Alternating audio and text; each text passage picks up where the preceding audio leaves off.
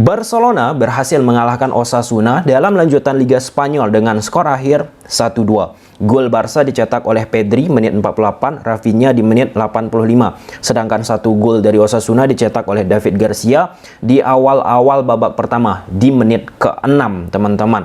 Oke, sebelum kita membahas jalannya pertandingan ini, bagi aku cukup menarik kalau kita lihat di tataran media sosial pada saat pertandingan Osasuna menghadapi Barcelona. Terkhusus ketika Barcelona tertinggal di awal-awal babak pertama, teman-teman, 1-0.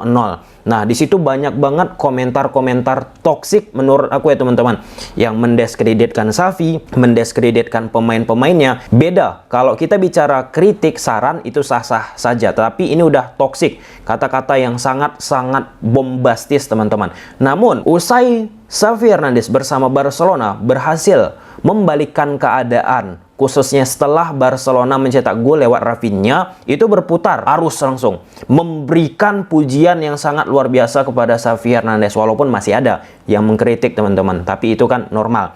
Tapi hal demikian menjadi suatu anomali ketika Barcelona kalah ataupun tertinggal di gas habis-habisan. Kemudian ketika Barcelona sudah memutar keadaan, memberi pujian sangat luar biasa. Dan khususnya ke beberapa pemain Barcelona lagi.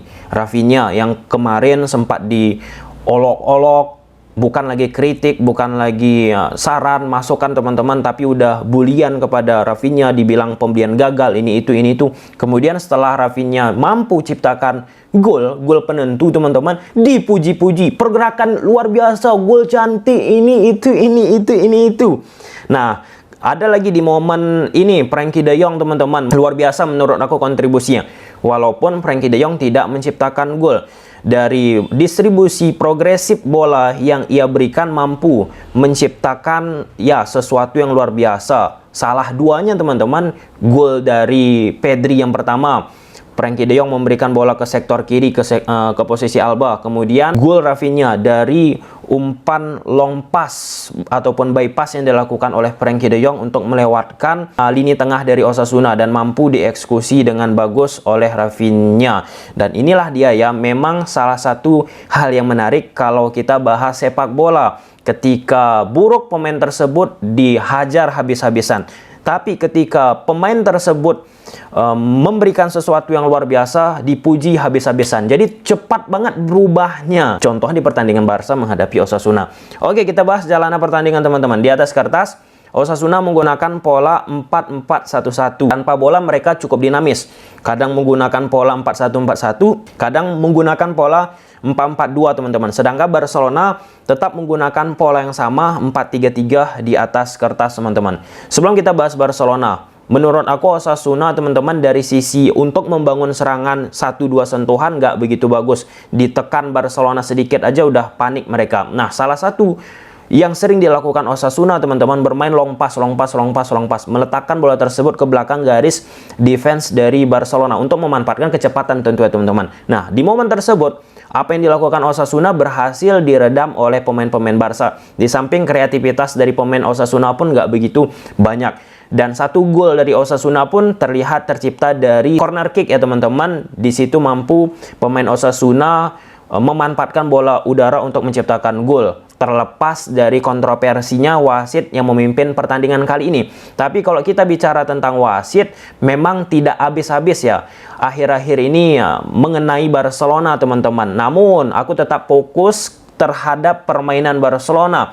Karena kalau kita bicara tentang wasit, itu sudah ada pihak yang memiliki wewenang menyelesaikan hal demikian. Contoh, misalnya di pertandingan Barca menghadapi Osasuna, wasit melakukan keputusan-keputusan yang salah. Nah, Barcelona bisa saja memberikan banding ataupun mengajukan keberatan kepada otoritas sepak bola Spanyol, teman-teman. Nah, case-nya beberapa waktu yang lalu di Champions League, Barcelona disebut-sebut dicurangi oleh wasit. Dan akhirnya Barcelona memutuskan untuk tidak memberikan nota protes kepada UEFA karena mereka pun menerima keputusan wasit dan akan fokus kepada permainan lebih diutamakan, teman-teman. Nah, sekarang pun banyak banget arus di media sosial mengatakan wasit curang ini itu dan sebagai teman-temannya untuk akhirnya merugikan Barcelona. Di momen ini kita tunggu saja apakah Barcelona melakukan protes kepada pihak Liga Spanyol. Itu aja dulu. Oke, kita masuk ke poin Barcelona, teman-teman. Nah, di awal-awal pertandingan memang Osasuna mencoba melakukan pressing.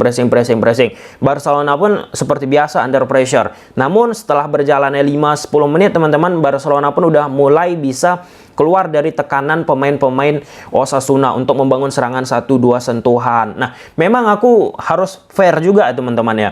Kalau kita berkaca dengan beberapa tahun yang lalu Barcelona bertanding dengan Barcelona sekarang, memang dari sisi hiburan itu nggak begitu banyak didapat, khususnya di pertandingan ini. Bahkan lama banget habis jalannya pertandingan. Kalau dulu-dulu kita nonton Barcelona, enjoy, kemudian nggak kerasa.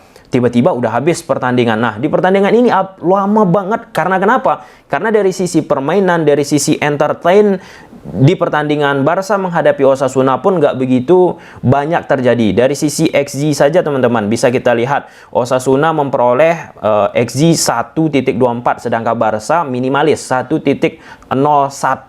Efektivitas dimiliki oleh Barcelona dengan peluang yang dikit mampu memenangkan pertandingan ini. Selanjutnya di awal-awal pertandingan Barcelona juga beberapa kali melakukan kesalahan-kesalahan elementer, terkhusus pada saat Busquets ingin mengontrol bola tetapi lepas, dan beberapa momen yang harusnya seperti demikian tidak bisa terjadi. Ini baru aja kita bahas kemarin, ada lagi kesalahan-kesalahan elementer. Nah, kemudian Lewandowski terkena kartu merah, dan ini menjadi salah satu headline juga. Tapi sekali lagi ini kita tunggu saja keputusan dari wasit. Aku akan membahas setelah Lewandowski terkena kartu merah, yang menurut aku inilah ya, ketika kita bicara Xavi yang mengandalkan permainan positional play, seperti ya teman-teman, nggak kerasa saat Lewandowski keluar. Mengapa? Karena Ferran Torres dari saat Lewandowski keluar dia lebih bermain ke tengah, sedangkan Pedri kadang bermain sebagai false winger, kadang bermain tengah, dinamis pergerakannya, sedangkan Alba lebih dituntut untuk sering melakukan overlap,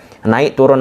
Nah, mengapa hal tersebut bisa berjalan dengan baik? Karena salah satu pemahaman positional play, terkhusus pada saat pertandingan ini pun Barcelona menghadapi Osasuna, tim yang secara individu jauh banget dengan Barcelona, dan ini juga mempertegas Barcelona kalau menghadapi tim-tim yang gurem, tim mediocre, teman-teman, ya kecenderungan ya Barcelona itu akan menang, teman-teman. Dan walaupun apa yang aku sampaikan ini nggak bisa dijadikan pegangan untuk ke depannya, pasti ada di pertandingan-pertandingan menghadapi tim-tim yang gurem, mediocre, teman-teman, ada 1-2 slip Barca menghadapi tim tersebut. Itu wajar. Man City pun pernah, kemudian Liverpool, siapa lagi, tim-tim hebat di belahan dunia. Tetapi pada saat kita membuat video ini, Barcelona bersama Xavi dengan gaya permainan yang mungkin tidak begitu bagus mampu membuktikan kekonsistenannya ketika menghadapi tim-tim lemah. Sedangkan menjadi, terus aku ulangi teman-teman, PR kita lihatlah nanti pada saat Barcelona menghadapi tim-tim yang selevel ataupun setidaknya